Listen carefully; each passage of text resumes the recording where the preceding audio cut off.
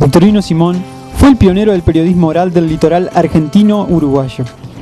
Nació en San Telmo, Buenos Aires, y llegó casi a los 10 años de la mano del doctor Aníbal Vázquez Gil, donde más tarde pasó a la tutela del juez de menores Roberto Thompson. Simón fue un incansable trabajador desde chico, por lo que todos lo querían. En el año 1921 ingresa como cadete en el diario El Heraldo, bajo la dirección de Jacobo Lieberman, quien dio espacio al talento de Victorino. En sus inicios fue reportero, más tarde cronista. Con el paso del tiempo comprendió los problemas locales y lo denominaron el defensor del pueblo. En 1929, Simón deja El Heraldo y más tarde, en 1934, su espíritu inquieto lo lleva a dejar la ciudad de Concordia y se dirige a Gualeguaychú a trabajar en el diario El Argentino.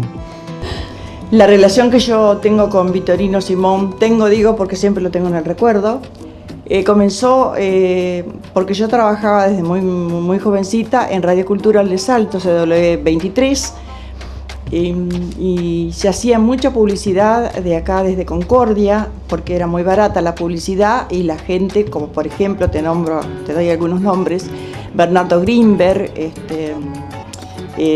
Cobalchú, tenían programas allá y aparte tenían agencias publicitarias y hacían la publicidad allá en Radio Cultural CW23, que era de Ramón J. Vinci, donde yo trabajaba. Así que tenía un contacto diario con él, porque él hacía de agenciero, de agencia acá en Concordia, de Radio Cultural, y me pasaba los textos de publicidad cuando había que cambiarlos. Esa era una de mis tareas en Radio Cultural. Cambiar los textos, cambiar todo, hacer todo lo relacionado con la publicidad, ¿no es cierto? Entonces ese fue mi primer trato con Victorino Simón, al que recuerdo como un hombre muy alegre, muy comprensivo, porque yo a veces no entendía los nombres, y él me decía, no, vamos, espera un poquito. Bueno, era un hombre bárbaro, era buenísimo, era encantador, yo tengo unos recuerdos impresionantes de él. Esa fue mi primera relación. El 1 de agosto de 1939, Victorino emitió el diario Oral por Radio Cultural de Salto, República Oriental del Uruguay.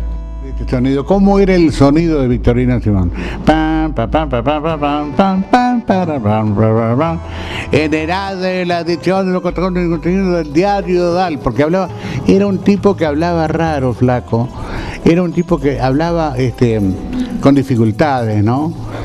Tenías que tener mucha atención para darte cuenta de lo que decía, pero la gente lo escuchaba en forma notable. En aquel tiempo no había transistores, así que todo era por corriente eléctrica. Una vez, hace unos cuantos años ya, me pidieron del Diario El Sol que escriba la doble página central con recuerdos de Victorino Simón. Y entonces empecé a hablar con un montón de gente que él había andado.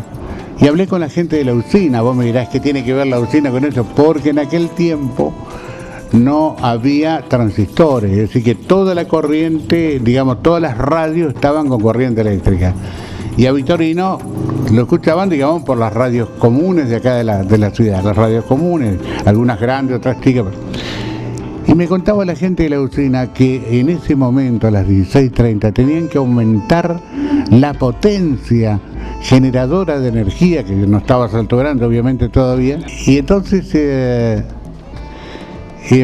tenían que aumentar la potencia de la usina para poder satisfacer la demanda que había en ese momento de toda la gente de Concordia. Algo increíble realmente. Era el primer informativo radial de Concordia, ¿no? Fue el primer noticioso radial del litoral. Desde su primera edición logró el apoyo masivo de los oyentes de las dos orillas. El diario Oral se caracterizó por la seriedad y por la objetividad de la noticia y la voz de su director. Con esta herramienta, Victorino hizo la primera colecta para comprar el primer avión ambulancia que tuvo nuestra ciudad. Más adelante, nace la idea de que con el diario Oral puede organizar los primeros repartos de juegos a chicos humildes, y este primer reparto se hizo el Día de Reyes. En 1952 el programa fue interrumpido, ya que el mandato de Perón cerró los puertos con el Uruguay.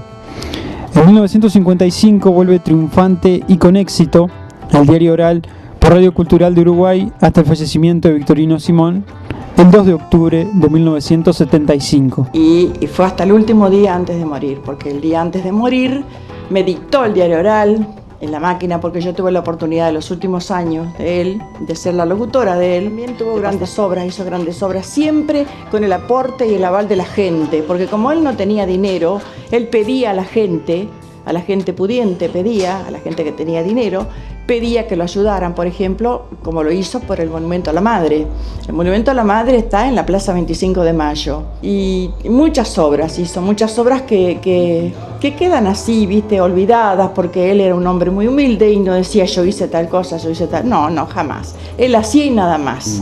Trabajó muchísimo por la ciudad porque se dedicó también a hacer obra de bien, cuando el micrófono no solamente sirve para informar, en el caso de él, para entretener, en mi caso, sino también para hacer algún bien. En 1980, en su reconocimiento, se inaugura una calle con su nombre, Victorino Simón, que nace en la calle Coldaroli y se prolonga hacia el norte hasta su intersección con la calle Arruabarrena de nuestra ciudad. Que él murió pobre, fue un periodista de aquellos, pero murió pobre.